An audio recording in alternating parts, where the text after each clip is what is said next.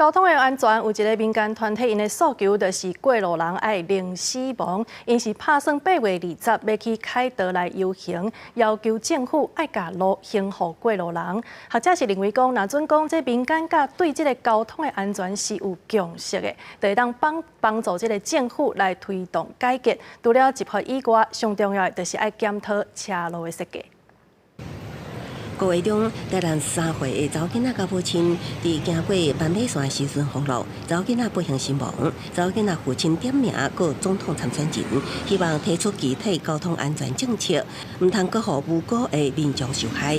车弄到你进前，绝对无可能问你讲你是蓝色的还是青色的。赖清德副总统、侯友宜市长、柯文哲市长、郭台铭董事长。你们身为未来可能的总统人选，应该也要为这个议题发声。在道路上所丧失的这3000个生命，大家可以想一下哦，真的只是这3000个生命的事情吗？背后其实是3000个家庭，甚至是更多的人。乡镇零死亡推动联盟表示，部署已经达标，8月20会号召各地民众上凯道表达诉求。联盟认为，虽然目前交通部逐个月拢会召开道安会议，不过效率无好。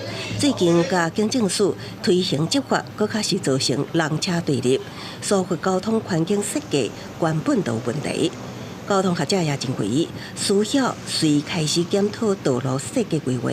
然后这个是一个我们社会所共同期待的环境，那我专业者就应该利用我的专业知识去把这样的环境实现出来，就可以变成这个国家、这个社会，大家愿意有一个共同的目标，去往前推动的。学者分析，过去交通政策目标是车有效率行驶，即摆民间倡议开路互民，凝聚共识，也是交通思维转型的关键。有希望加速政府跨部会整合，推动新政策来改善交通环境。记者综合报道。